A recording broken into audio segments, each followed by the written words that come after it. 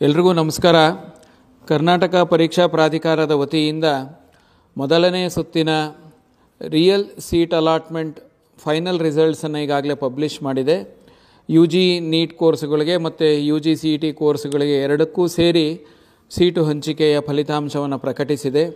Seat ಹಂಚಿಕೆ ಫಲಿತಾಂಶ ಅಭ್ಯರ್ಥಿಗಳು ವೆಬ್ಸೈಟ್ನಲ್ಲಿ ಪರಿಶೀಲಿಸಿದ ನಂತರ ಯಾವ ರೀತಿ ಕ್ರಮ ವಹಿಸಬೇಕು ಅನ್ನೋದ್ರ ಬಗ್ಗೆ ಈಗ ನಿಮಗೆ ಸಂಕ್ಷಿಪ್ತವಾಗಿ ಈ ಒಂದು ವಿಡಿಯೋದಲ್ಲಿ ತೋರಿಸ್ಕೊಡ್ತೇವೆ. ಯಾರಿಗೆ ಸೀಟು ಹಂಚಿಕೆಯಾಗಿರುತ್ತೆ ಅಂತಹ ಅಭ್ಯರ್ಥಿಗಳಿಗೆ 4 ಚಾಯ್ಸ್ಗಳನ್ನು ಕೊಟ್ಟಿರ್ತಾರೆ. ಆ 4 ಚಾಯ್ಸ್ಗಳ ವಿವರಣೆ ಏನು ಅನ್ನೋದು KEA ವೆಬ್ಸೈಟ್ನಲ್ಲಿ ನಿಮಗೆ ನೋಡ್ಬೋದು. ನೀವು ಆ KEA ವೆಬ್ಸೈಟಲ್ಲಿ ನಿಮಗೆ ಸಿಗುತ್ತೆ. ಪ್ರತಿಯೊಂದು ಚಾಯ್ಸಿನ ಡೆಫಿನೇಷನ್ಸ್ ಇರುತ್ತೆ. ಸೊ ಆ ಚಾಯ್ಸನ್ನು ನೋಡಬೇಕು. ಪ್ರತಿಯೊಂದು ಚಾಯ್ಸ್ 1, ಚಾಯ್ಸ್ 2, ಚಾಯ್ಸ್ 3, ಚಾಯ್ಸ್ 4 ಈ ರೀತಿ ನಿಮಗೆ 4 ಚಾಯ್ಸ್ಗಳ ಒಂದು ಮಾಹಿತಿಯನ್ನು ನಿಮಗೆ ಅಲ್ಲಿ ನೀಡಿದ್ದಾರೆ. ಅದರದನ್ನು ನೀವು ಪೂರ್ಣವಾಗಿ ವಿವರವಾಗಿ ತಿಳಿದುಕೊಂಡು ನಿಮಗೆ ಯಾವ ಚಾಯ್ಸ್ ಬೇಕು ಅನ್ನೋದನ್ನು ನೀವು ಇಂಡಿಕೇಟ್ ಮಾಡಲಿಕ್ಕೆ ಆ ಲಿಂಕಲ್ಲಿ ನೀವು ನಂಬರನ್ನು ದಾಖಲಿಸಬೇಕು. ಅಂತಂದರೆ ಚಾಯ್ಸ್ 1 ಅಂತಂದ್ರೇನು? ಚಾಯ್ಸ್ 1 ಅಂತಂದರೆ ನಿಮಗೆ ಏನು ಸೀಟು ಹಂಚಿಕೆಯಾಗಿದೆ ಅದು 100% ಇಷ್ಟ ಇದೆ, ನನಗೆ ಬದಲಾವಣೆ ಬೇಡ, ನನಗೆ ಸಂತೃಪ್ತವಾಗಿ ನನಗೆ ಹಾಕಿರ್ತಕ್ಕಂಥ ಸೀಟು ನಂದು ಇದೇ ಗುರಿ, ನಂದು ಇದೇ ಏಮ್, ನನಗೆ ಇದೇ ಸೀಟು ಬೇಕಾಗಿತ್ತು, ಸೊ ಆ ಸೀಟು ನನಗೆ ಸಿಕ್ಕಿದೆ, ಆದ್ದರಿಂದ ನಾನು ಕಾಲೇಜಿಗೆ ಸೇರ್ತೀನಿ, ನನಗೆ ಯಾವುದೇ ಬದಲಾವಣೆ ಬೇಡ ಅಂತ ನೀವೇನಾದರೂ ಬಯಸಿದಲ್ಲಿ ಡಿಸಿಷನ್ಸ್ ತಗೊಳ್ಳೋ ಹಾಗಿದ್ದರೆ ನೀವು ಚಾಯ್ಸ್ 1 ಆಯ್ಕೆ ಮಾಡ್ಕೋಬೇಕು. ಇದರದ್ದು ಪೂರ್ತಿ ಮಾಹಿತಿ ನೀವು ಇಲ್ಲಿ ನೋಡ್ತಾ ಇದ್ದೀರಿ. ಯಾವ ವಿವರಣೆಗಳನ್ನು ಇದೆ ಮತ್ತು ಯಾವ ಕ್ರಮಗಳನ್ನು ಪಾಲಿಸಬೇಕು, ಹಂತಗಳು ಏನು ಅನ್ನೋದು ಕೂಡ ಅಲ್ಲಿ ಕೊಟ್ಟಿದೆ. ಅದೇ ರೀತಿ ಚಾಯ್ಸ್ 2 ಅಂತಿದೆ. ಚಾಯ್ಸ್ 2 ಅಂತಂದರೆ ಈಗ ನಿಮಗೇನು ಸೀಟ್ ಸಿಕ್ಕಿದೆ ಆ ಸೀಟು ಇಷ್ಟ ಇದೆ, ಆದರೆ ಇನ್ನೂ ಉತ್ತಮ ಸೀಟು ನಿಮಗೆ ಬೇಕು, ಅದಕ್ಕೋಸ್ಕರ ನೀವು 2ನೇ ಸುತ್ತಿನಲ್ಲಿ ಭಾಗವಹಿಸ್ತೀನಿ ಅಂತ ನೀವೇನಾದರೂ ಡಿಸಿಷನ್ಸ್ ತಗೊಳ್ಳೋ ಹಾಗಿದ್ದರೆ ನೀವು ಚಾಯ್ಸ್ 2 ಆಯ್ಕೆ ಮಾಡಿ. ಹೈಯರ್ ಆರ್ಡರ್ ಆಪ್ಷನ್ಸ್ಗೆ ನೀವು ಮುಂದಿನ ಸುತ್ತಿನಲ್ಲಿ ಬರ್ತೀರಿ. ಯಾರು? ಚಾಯ್ಸ್ 2 ಅಭ್ಯರ್ಥಿಗಳು. ಹೈಯರ್ ಆರ್ಡರ್ ಆಪ್ಷನ್ಸ್ ಅಂತಂದರೆ ಉದಾಹರಣೆಗೆ ನೀವು ಒಂದು 100 ಆಪ್ಷನ್ಸ್ ಎಂಟ್ರಿ ಮಾಡಿದ್ದೀರಿ, ನಿಮಗೆ 50ನೇ ಆಪ್ಷನ್ಸ್ಗೆ ನಿಮಗೆ ಸೀಟ್ ಸಿಕ್ಕಿದೆ, 1ರಿಂದ 49 ನಿಮಗೆ ಸಿಕ್ಕಿರೋದಿಲ್ಲ. ಈ 1ರಿಂದ 49 ಹೈಯರ್ ಆರ್ಡರ್ ಆಪ್ಷನ್ಸ್ ಅಂತ ಕರೀತಾರೆ. ಸೊ ಈ ಹೈಯರ್ ಆರ್ಡರ್ ಆಪ್ಷನ್ಸ್ಗಳಲ್ಲಿ ನೀವು ಯಾವುದಾದ್ರೂ ತೊಗೊಳ್ಳೋ ಹಾಗಿದ್ದರೆ ನೀವು ಈ ಸುತ್ತಿನಲ್ಲಿ ಏನು ಅಲಾಟ್ ಆಗಿದೆ ಮೊದಲನೇ ಸುತ್ತಿನಲ್ಲಿ ಆ ಸೀಟನ್ನು ತಮ್ಮ ಬಳಿ ಇಟ್ಟುಕೊಂಡು ಹೋಲ್ಡ್ ಮಾಡಿ ನೀವು ಮುಂದಿನ ಸುತ್ತಿನಲ್ಲಿ ಭಾಗವಹಿಸ್ತೀರಾ. ಈ ರೀತಿ ನೀವು ನಿರ್ಧರಿಸೋ ಹಾಗಿದ್ದರೆ ನೀವು ಚಾಯ್ಸ್ 2 ಆಯ್ಕೆ ಮಾಡಿ. ಅದೇ ರೀತಿ ನಿಮಗೆ ಚಾಯ್ಸ್ 3 ಅಂತ ಬರುತ್ತೆ. ಚಾಯ್ಸ್ 3 ಅಂತಂದರೆ ಈಗ ಏನು ಸೀಟು ಹಂಚಿಕೆಯಾಗಿದೆ ಅದು ನಿಮಗೆ ಇಷ್ಟ ಇಲ್ಲ, ನೀವು ಆ ಸೀಟನ್ನು ಬಿಟ್ಕೊಟ್ಬಿಡ್ತೀರಾ, ಯಾವುದೇ ಸೀಟು ನಿಮ್ಮ ಬಳಿ ಇರೋದಿಲ್ಲ, ಆದರೆ ನೀವು ಉಳಿದ ಆಪ್ಷನ್ಸ್ಗಳಿಗೆ ನೀವು ಭಾಗವಹಿಸಲಿಕ್ಕೆ ಇಷ್ಟ ಇದೆ ಅಂತಂದರೆ ಈಗ 100 ಆಪ್ಷನ್ಸ್ ಎಂಟ್ರಿ ಮಾಡಿದ್ದೀರಿ, 50ನೇ ಆಪ್ಷನ್ ನಿಮಗೆ ಅಲಾಟ್ ಆಗಿದೆ, ಸೊ 50ನೇ ಆಪ್ಷನ್ಸನ್ನು ಬಿಟ್ಟುಕೊಡ್ತಾ ಇದ್ದೀರಾ, ಉಳಿದ 99 ಆಪ್ಷನ್ಸ್ಗಳಿಗೆ ನೀವು ಭಾಗವಹಿಸಲಿಕ್ಕೆ ಆಸಕ್ತಿ ಇದೆ. ಈ ರೀತಿ ನೀವೇನಾರ ನಿರ್ಧರಿಸೋ ಹಾಗಿದ್ದರೆ ಚಾಯ್ಸ್ 3 ಆಯ್ಕೆ ಮಾಡ್ಕೊಳ್ಳಿ. 4ನೇದು ಹಾಗೂ ಕೊನೆಯ ಚಾಯ್ಸ್ ಏನಿದೆ ಅಂತಂದರೆ ಚಾಯ್ಸ್ 4 ಅಂತ ಕರೀತಾರೆ. ಚಾಯ್ಸ್ 4 ಅಂತಂದರೆ ಈಗ ಏನು ಸೀಟು ಸಿಕ್ಕಿದೆ ಆ ಸೀಟು ನನಗೆ ಬೇಡ ಮತ್ತು ನಾನು ಮುಂದಿನ ಸುತ್ತಿನಲ್ಲೂ ಭಾಗವಹಿಸಲ್ಲ, ಯಾಕೆ ಅಂದರೆ ನಾನು ಬೇರೆ ಏಜೆನ್ಸಿ ಮುಖಾಂತರ ನಾನು ಸೀಟನ್ನು ತೆಗೆದುಕೊಂಡಿದ್ದೇನೆ, ಅಥವಾ ನಾನು ಮ್ಯಾನೇಜ್ಮೆಂಟ್ ಸೀಟ್ ತೊಗೊಂಡಿದ್ದೇನೆ, ಅಥವಾ ನನಗೆ ಬೇರೆ ಸ್ಟೇಟಲ್ಲಿ ಸೀಟ್ ಸಿಕ್ಕಿದೆ. ಈ ರೀತಿ ನೀವೇನಾದ್ರು ಡಿಸಿಷನ್ಸ್ ತೊಗೊಳ್ಳೋ ಹಾಗಿದ್ದರೆ ಚಾಯ್ಸ್ 4 ಆಯ್ಕೆ ಮಾಡಬೇಕು. ಸೊ ಈ ಚಾಯ್ಸ್ 1, ಚಾಯ್ಸ್ 2, ಚಾಯ್ಸ್ 3, ಚಾಯ್ಸ್ 4 ಎಲ್ಲ ಆಯ್ಕೆ ಮಾಡಬೇಕು ಅಂತಂದರೆ ಈಗ ಇಲ್ಲಿ ನೀವು ಏನು ಸ್ಕ್ರೀನ್ ನೋಡ್ತಾ ಇದ್ದೀರಿ, ಈ ಸ್ಕ್ರೀನು ನಿಮ್ಗೆ ಎಲ್ಲಿಂದ ಬಂತು ಅಂದರೆ KEA ವೆಬ್ಸೈಟಲ್ಲಿ ಚಾಯ್ಸ್ ಎಂಟ್ರಿ ಲಿಂಕ್ ಅಂತ ಇದೆ. ಆ ಚಾಯ್ಸ್ ಎಂಟ್ರಿ ಲಿಂಕನ್ನು ಸೆಲೆಕ್ಟ್ ಮಾಡಿದಾಗ ನಿಮಗೆ ಈ ಸ್ಕ್ರೀನ್ ಓಪನ್ ಆಗುತ್ತೆ. ಇಲ್ಲಿ ನೀವು ನಿಮ್ಮ ಅಪ್ಲಿಕೇಶನ್ ನಂಬರನ್ನು ದಾಖಲಿಸಬೇಕು, ನಂತರ ನಿಮ್ಮ CET ನಂಬರನ್ನು ದಾಖಲಿಸಬೇಕು.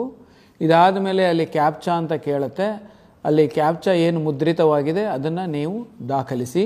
ಇದಾದಮೇಲೆ ನಿಮಗೆ ಸೆಂಡ್ OTP ಅಂತ ಕಾಣ್ತಾ ಇದೆ, ಆ ಸೆಂಡ್ OTPಯನ್ನು ಸೆಲೆಕ್ಟ್ ಮಾಡ್ಕೊಳ್ಳಿ. ನಿಮ್ಮ ಮೊಬೈಲ್ ಸಂಖ್ಯೆಗೆ ಅಂತಂದರೆ ನಿಮ್ಮ ಮೊಬೈಲಿಗೆ OTP ಬರುತ್ತೆ, ಆ ನಂಬರನ್ನು ಎಂಟ್ರಿ ಮಾಡಿ.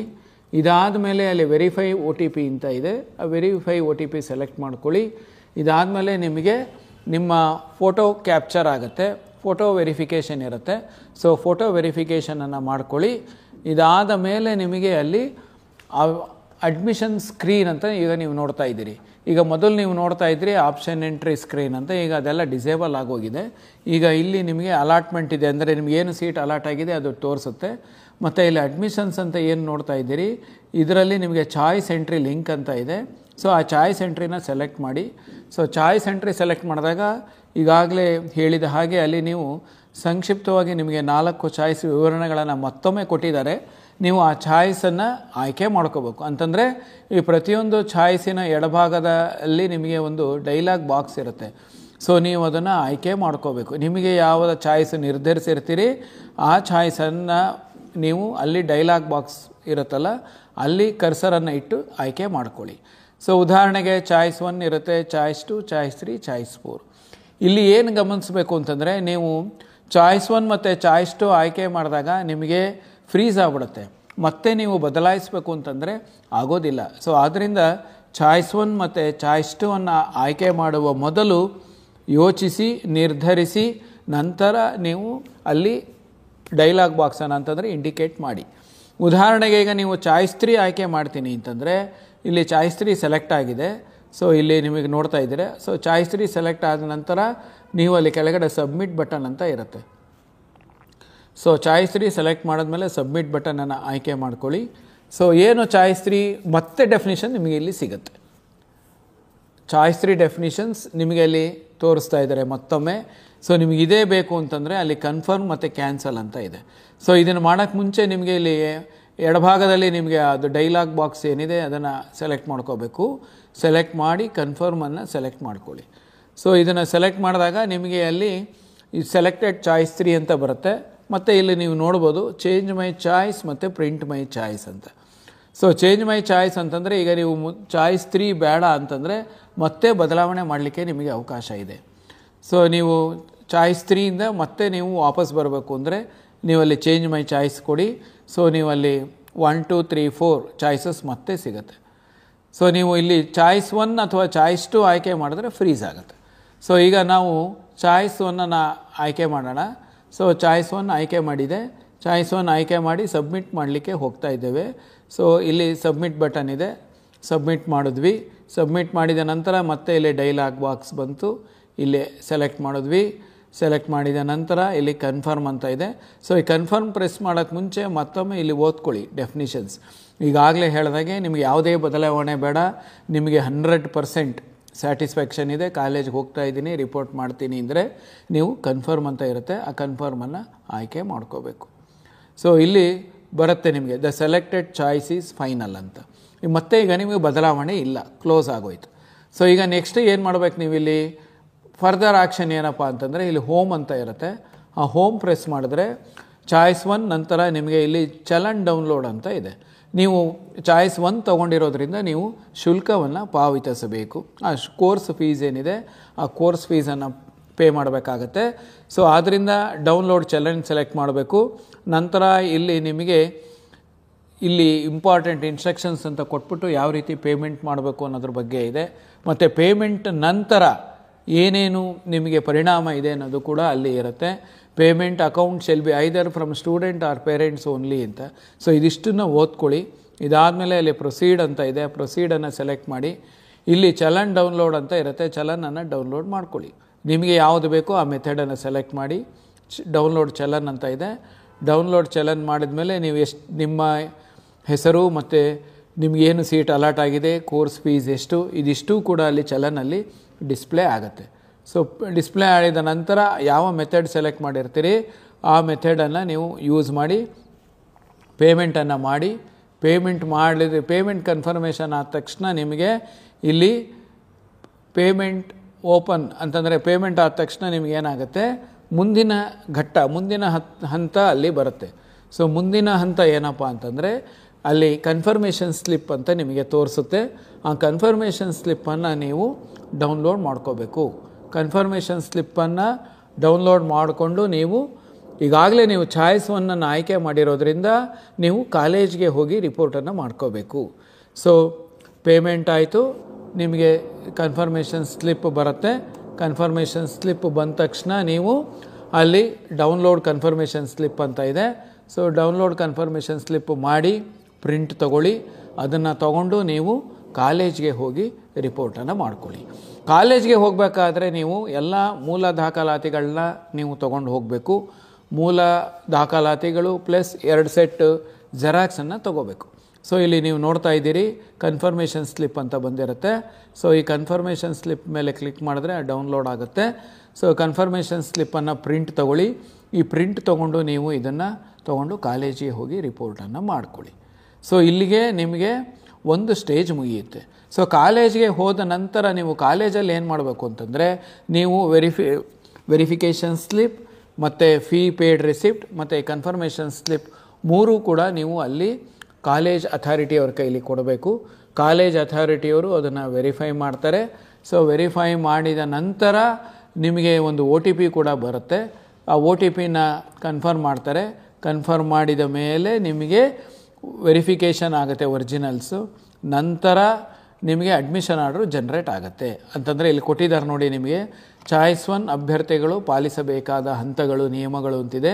ಸೊ ಶುಲ್ಕ ಪಾವತಿ ಮಾಡಿದ್ದೀರಾ, ಕನ್ಫರ್ಮೇಷನ್ ಸ್ಲಿಪ್ ಆಗಿದೆ, ಕಾಲೇಜ್ಗೆ ನೀವು ಹೋಗಬೇಕು, ನಿಮ್ಮ ಮೊಬೈಲ್ನ ಕ್ಯಾರಿ ಮಾಡಿ, ಅಲ್ಲಿ ನಿಮ್ಮದು ಆನ್ಲೈನ್ ಫೋಟೋ ರೆಕಗ್ನಿಷನ್ ಇದೆ, OTP ಬರುತ್ತೆ, OTP ವೆರಿಫೈ ಮಾಡಿ, ಆಮೇಲೆ ಕಾಲೇಜ್ ಅವರ ಪೋರ್ಟಲ್ನಲ್ಲೇ ಅವರು ಅಡ್ಮಿಷನ್ ಆರ್ಡರ್ ಡೌನ್ಲೋಡ್ ಮಾಡಿ 1 ಕಾಪಿ ನಿಮಗೆ ಕೊಡ್ತಾರೆ, ಕ್ಯಾಂಡಿಡೇಟ್ ಕಾಪಿ ಅಂತ, ಮತ್ತು 1 ಕಾಪಿ ಕಾಲೇಜ್ ಕಾಪಿ ಇರುತ್ತೆ, ಅದನ್ನು ಅವರು ಇಟ್ಕೋತಾರೆ. ಸೊ ಇದು ಕ್ಯಾಂಡಿಡೇಟ್ ಯಾರಿದ್ದೀರಿ ಚಾಯ್ಸ್ 1 ತೊಗೊಂಡಿರ್ತಕ್ಕಂಥ ಅಭ್ಯರ್ಥಿಗಳಿಗೆ ಕ್ರಮ. ಇಲ್ಲಿ ಮುಂದೆ ಏನಪ್ಪ ಚಾಯ್ಸ್ 2ನವ್ರಿಗೆ ಅಂತಂದರೆ, ಅವರು ಕನ್ಫರ್ಮೇಷನ್ ಸ್ಲಿಪ್ ಅವ್ರಿಗೆ ಬರೋದಿಲ್ಲ. UGCET ಕೋರ್ಸುಗಳು ಏನಿದೆ, ಫಾರ್ ಎಕ್ಸಾಂಪಲ್ ನಿಮಗೆ ಇಂಜಿನಿಯರಿಂಗ್ ಆಗಿರ್ಬೋದು, ಆರ್ಕಿಟೆಕ್ಚರ್ ಆಗಿರ್ಬೋದು, ಯೋಗ, ನ್ಯಾಚುರೋಪತಿ ಅಥವಾ ಅಗ್ರಿಕಲ್ಚರ್, ಫಾರ್ಮ್ ಸೈನ್ಸ್, ಇವೆಲ್ಲ ಯಾವುದೇ ಆಗಿದ್ರೂ ಕೂಡ ನೀವು ಚಾಯ್ಸ್ 2 ಆಯ್ಕೆ ಮಾಡಿದಲ್ಲಿ ಅದಕ್ಕೆ ಶುಲ್ಕ ಪಾವತಿಸ್ತಕ್ಕಂಥ ಅವಶ್ಯಕತೆ ಇಲ್ಲ. ಆದರೆ ನಿಮಗೇನಾದ್ರು ವೈದ್ಯಕೀಯ, ದಂತವೈದ್ಯಕೀಯ, ಹೋಮಿಯೋಪತಿ, ಮೆಡಿಕಲ್, ಡೆಂಟಲ್, ಹೋಮಿಯೋಪತಿ ಏನಾದರೂ ಸೀಟ್ ಅಲಾಟ್ ಆಗಿ ನೀವು ಚಾಯ್ಸ್ 2 ತೊಗೊಳ್ಳೋ ಹಾಗಿದ್ದರೆ, ಚಾಯ್ಸ್ 2 ತೊಗೊಂಡ ನಂತರ ಈಗಾಗಲೇ ತೋರಿಸ್ತಕ್ಕಂಥ ಮೆಥಡಲ್ಲೇ ಶುಲ್ಕವನ್ನು ಪಾವತಿಸಬೇಕು, ಮುಂದಿನ ಸುತ್ತಿಗೆ ಕಾಯಬೇಕು. ಮತ್ತು ಯಾರು ಈ ಇಂಜಿನಿಯರಿಂಗ್ ಸ್ಟ್ರೀಮ್ ಅವ್ರು ಇದ್ದೀರಿ, ಇಂಜಿನಿಯರಿಂಗ್ ಅಲಾಟ್ ಆಗಿದೆ, ಆದರೆ ಆಪ್ಷನ್ ಎಂಟ್ರಿ ಮೆಡಿಕಲ್ದು ಮಾಡಿದ್ದೀರಿ, ನಿಮಗೆ ಮೆಡಿಕಲ್ ಸೀಟ್ ಸಿಕ್ಕಿಲ್ಲ, ಮೆಡಿಕಲ್ ಆಪ್ಷನ್ಸು ನಿಮ್ಮ ಆಪ್ಷನ್ ಎಂಟ್ರಿ ಪೋರ್ಟಲ್ ಲಿಸ್ಟಲ್ಲಿದೆ, ನಿಮಗೆ ಸೀಟ್ ಸಿಕ್ಕಿಲ್ಲ, ಅಂಥವ್ರು ನೀವೇನಾದರೂ ಮೆಡಿಕಲ್ ಸೆಕೆಂಡ್ ರೌಂಡಿಗೆ ಭಾಗವಹಿಸ್ತೀನಿ ಅಂದರೆ ಕಾಶ್ ಆ್ಯಂಡ್ ಡೆಪಾಸಿಟನ್ನು ಕಟ್ಟಬೇಕಾಗತ್ತೆ. ಇಲ್ಲಿ ಕಾಶ್ ಆ್ಯಂಡ್ ಡೆಪಾಸಿಟು ಯಾವಾಗ ಕಟ್ಟಬೇಕು ಅನ್ನೋದನ್ನು ಶೆಡ್ಯೂಲ್ ಕೊಡ್ತಾರೆ. ಸೊ ಆ ಕಾಶ್ ಆ್ಯಂಡ್ ಡೆಪಾಸಿಟನ್ನು ಪೇ ಮಾಡಿ ನೀವು ಸೆಕೆಂಡ್ ರೌಂಡಲ್ಲಿ ಮೆಡಿಕಲ್ಗೆ ಭಾಗವಹಿಸಬಹುದು. ಅದೇ ರೀತಿ ಚಾಯ್ಸ್ 3ನವರು ಅಷ್ಟೇ. ಚಾಯ್ಸ್ 3 ಅಂತಂದರೆ ಅವರು ಶುಲ್ಕ ಪಾವತಿಸ್ತಕ್ಕಂಥ ಅವಶ್ಯಕತೆ ಇಲ್ಲ, ಮೆಡಿಕಲ್ಗಾದರೂ ಅವಶ್ಯಕತೆ ಇಲ್ಲ, ಇಂಜಿನಿಯರಿಂಗಿಗಾದರೂ ಅವಶ್ಯಕತೆ ಇಲ್ಲ. ಅವರು second round portal option entry open ಆದಾಗ ಅಲ್ಲಿ ಕಾಶ್ ಆ್ಯಂಡ್ ಡೆಪಾಸಿಟ್ ಇರುತ್ತೆ. ಮೆಡಿಕಲ್ ಕೋರ್ಸ್ಗೆ ಈಗಾಗಲೇ ಆಪ್ಷನ್ಸ್ ಇರೋರು ಅಲ್ಲಿ ಮತ್ತೊಮ್ಮೆ ಲಾಗಿನ್ ಆಗ್ಬಿಟ್ಟು ನೀವು ಕಾಶ್ ಆ್ಯಂಡ್ ಡೆಪಾಸಿಟನ್ನು ಪೇ ಮಾಡಿ. ಚಾಯ್ಸ್ 4 ನೀವು ಎಕ್ಸಿಟ್ ಆಗ್ತಾ ಇದ್ದೀರಾ, ಆದ್ದರಿಂದ ನಿಮಗೆ ಮುಂದಿನ ಏನು ಪ್ರೊಸೀಜರ್ ಇರೋದಿಲ್ಲ, ಅಂತಂದರೆ ಯಾವುದೇ ಕ್ರಮ ಇಲ್ಲ. ಅಂದರೆ ಚಾಯ್ಸ್ 2 ಅಭ್ಯರ್ಥಿಗಳು ಮತ್ತು ಚಾಯ್ಸ್ 3 ಅಭ್ಯರ್ಥಿಗಳು ಮುಂದಿನ ಸುತ್ತಿಗೆ ಬರ್ತಾರೆ. ಇವರ ಜೊತೆ ಇನ್ನೂ ಒಂದು ಕ್ಯಾಟಗರಿ ಅಭ್ಯರ್ಥಿಗಳಿರ್ತಾರೆ, ಇನ್ನೂ ಒಂದು ವರ್ಗದವರು ಯಾರಪ್ಪ ಅಂತಂದರೆ, ಈ ವೆಬ್ಸೈಟಲ್ಲಿ ಹಾಕಿದೆ, ಯಾವುದೇ ಸೀಟು ಹಂಚಿಕೆಯಾಗದಿರುವ ಅಭ್ಯರ್ಥಿಗಳು. ಫಸ್ಟ್ ರೌಂಡಲ್ಲಿ ಆಪ್ಷನ್ಸ್ ಎಂಟ್ರಿ ಮಾಡಿದರು, ಆದರೆ ಅವ್ರಿಗೆ ಮೆರಿಟ್ ಪ್ರಕಾರ ಯಾವುದೇ ಸೀಟು ಹಂಚಿಕೆಯಾಗಿಲ್ಲ. ಅವರೇನು ಮಾಡಬೇಕು, ಅವರು ಆಪ್ಷನ್ಸ್ಗಳನ್ನು ನಮೂದಿಸಿದ್ದಾರೆ, ಅವರು ಯಾವುದೇ ಸೀಟು ಹಂಚಿಕೆಯಾಗಿಲ್ಲ, ಯಾವುದೇ ಚಾಯ್ಸ್ಗಳನ್ನು ಕೊಡ್ತಕ್ಕಂಥ ಅವಶ್ಯಕತೆ ಇಲ್ಲ, ಆದರೆ ಅವರು ಮುಂದಿನ ಸುತ್ತಿನ ಸೀಟ್ ಹಂಚಿಕೆಗೆ ಭಾಗವಹಿಸಬಹುದು. ಎರಡನೇ ಸುತ್ತಿನ ಆಪ್ಷನ್ ಎಂಟ್ರಿ ಪೋರ್ಟಲ್ ಪ್ರಾರಂಭ ಆದಾಗ ಅವ್ರೇನು ಮಾಡಬೇಕು ಅಂತಂದರೆ, ಕಂಪಲ್ಸರಿಯಾಗಿ ಲಾಗಿನ್ ಆಗಬೇಕು, ಅಲ್ಲಿ ಒಪ್ಪಿಗೆ ಕರಾರು ಇರುತ್ತೆ, ಅದನ್ನು ಒಪ್ಕೋಬೇಕು. ನಂತರ ಅವರು ದಾಖಲಿಸಿರ್ತಕ್ಕಂಥ ಆಪ್ಷನ್ಸನ್ನು ಅವರಿಗೆ ಡಿಸ್ಪ್ಲೇ ಮಾಡ್ತಾರೆ. ಅವರಿಗೆ ಬೇಕಾದ ಕ್ರಮದಲ್ಲಿ ಆಪ್ಷನ್ಸನ್ನು ಅವರು ಆದ್ಯತಾ ಕ್ರಮದಲ್ಲಿ ಜೋಡಿಸ್ಕೊಂಡು ಮುಂದೆ ಭಾಗವಹಿಸಬಹುದು. ಅದೇ ರೀತಿ ಈ ಚಾಯ್ಸ್ 3ನವ್ರು ಏನಿದ್ದೀರಿ, ಚಾಯ್ಸ್ 3 ಅಭ್ಯರ್ಥಿಗಳು ಅಷ್ಟೇ, ಅವರು ಮುಂದಿನ ಸುತ್ತಿನಲ್ಲಿ second round option entry portal open ಆದಾಗ ನೀವು ಲಾಗಿನ್ ಆಗಿ ಕರಾರು ಇರುತ್ತೆ, ಆ ಕರಾರು ಪತ್ರ ಅಂತಂದರೆ ಒಪ್ಪಿಗೆಯನ್ನು ನೀವು ಅಲ್ಲಿ ಕೊಡಬೇಕು.